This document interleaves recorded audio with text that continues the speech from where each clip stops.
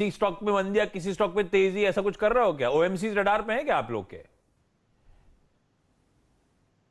आशीष जी, यहाँ पर OMC radar पे नहीं है, बट डेफिनेटली यहाँ पर जिस तरीके से इंडिगो का सेटअप है, पिछले 4 दिनों के कंसोलिडेशन के बाद वापस एक प्राइस एक्शन एक्सपैंड हो रही है, तो मुझे लग रहा है यहाँ पर जरूर ध्यान देना चाहिए। 2100 का एक इंपॉर्टेंट बैरियर है, जैसे ये निकल जाता है तो लगभग मुझे लग रहा है 2180 से लेके 2260 तक की ट्रेजेक्टरी यहाँ पर ओपन हो जाती है। कहीं पर भी वीकनेस नहीं है, इनफैक्ट एक काफी स्ट्रॉन्गर ट्रेंड में रहा है काउंटर। एंड जिस तरीके से इसने एक बेस बनाया है 2000 के आसपास, तो मुझे लग रहा है जब तक ये पर्टिकुलर बेस वायलेट नहीं होता, आई थिंक तब तक ये जो बुलिश मोमेंटम है वो बरकरार रहना चाहिए। तो डेफिनेटली इंडिगो को अपने रेडार पे रखना है एंड पोजीशन को रिव्यू करनी है 2260 के आसपास। ओके, इंटरग्लो एविएशन कल क्लोजिंग में हमारे साथ आपने आवाज़ पे काफ़ी ट्रेड भी किया होगा इस स्टॉक को, कॉल ऑप्शंस भी ट्रेड करी होंगी, और क्रूड के स्पेक्टर को हम डिस्कस इसलिए कर रहे थे कि अगर ओपनिंग के बाद एक बार फिर से माइलेज मिलेगा इस स्पेस में तो बात करेंगे।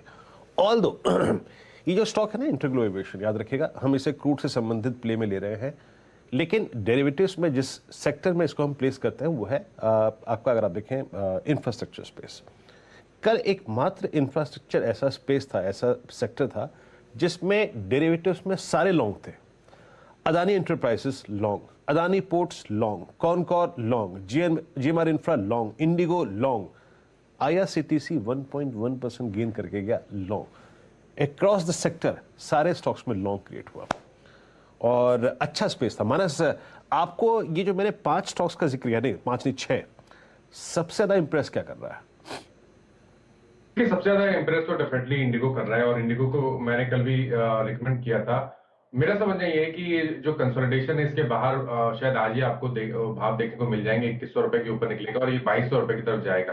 तो ये जो स्टॉक्स आपने बताए उसमें सबसे पहले तो इंडिगो पे नजर है, और दूसरा मेरी नजर अदानी पोर्ट पे भी है। देखिए अदानी पोर्ट में करीब 5-6 दिनों के कंसोलिडेशन के बाद कल एक फ्रेश ब्रेकआउट देखने को मिला। 820 रुपए के लेवल्स ब्रीच हो गए, 824 रुपए के आसपास की क्लोजिंग थी। मेरा समझना यह है कि अब शायद आपको 805 रुपए की स्टॉप लॉस से यहाँ पर खरीदारी करनी है। ऊपर की तरफ 865 से 870 तक के भाव आपको देखने को मिल जाएंगे। आई थिंक यहाँ पर आप कॉल ऑप्शन में ट्रेड करिए तो बेहतर रहेगा। 830 का कॉल ऑप्शन ले लीजिए अदानी पोर्ट का, 17 रुपए के आसपास ट्रेड कर रहा है। यहाँ पर 11 रुपए का स्टॉप लॉस रख के 30 रुपए के टारगेट सेट करिए। ओके, आपके अगर आप देखें तो प्रिफर्ड पिक हो गया अदानी पोर्ट्स, और कल यतिन ने आपको भली बात ही समझाई था, और जो हम डेली रूम चेक लेते हैं कि इस स्टॉक पे नजर रखिएगा। अच्छा, मैं एक स्टॉक और बताता हूँ आपको, अगर आपके पोटेंशियल हो तो ही देखिएगा, और it's an at all time high. Trent इस बार की अर्निंग्स बहुत स्ट्रांग थी, और उसके बाद ही अगर आप देखें तो लग रहा था कि जनाब ये अपना ऑल टाइम हाई क्रिएट करेगा, इसने कर दिया। कल मैं आपको एक बात बताऊँ, दुनिया कितनी ट्रैप है ट्रेंट में। कल ट्रेंट का ओआई घटा 5.4%, यानी गजब की शॉर्ट स्क्यूज हुआ था यहाँ पर। राजेश हतपुते जी, जिसके पास ट्रेंट है या फिर फ्रेश लॉन्ग की पॉसिबिलिटी है, वो कौन सी कॉल ट्रेड करे, और ट्रेंट पे आपका नेक्स्ट आउटलुक क्या है? गजब की शॉर्ट कवरिंग थी कल, ये मंदी कटी है तभी भागा है, आपकी राय?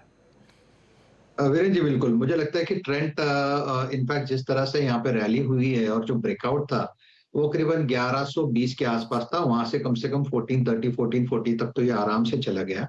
तो यहाँ पे देखिए 2 चीजें हुई है कल। कैंडलस्टिक अगर आप देखें तो इन्वर्टेड हैमर है, at the same time counter में स्ट्रेंथ बनी है, तो यहाँ पे करे क्या? तो आपने बिल्कुल सही कहा, 1400 का यानी इन द मनी का जो कॉल ऑप्शन है करीबन 38 रुपीज के आसपास है।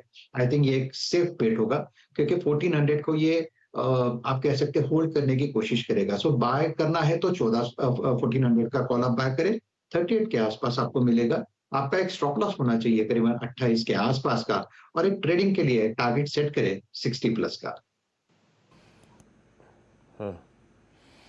ओके, ट्रेंड अगर आप देखें तो आपको आज इंप्रेस कर रहा है।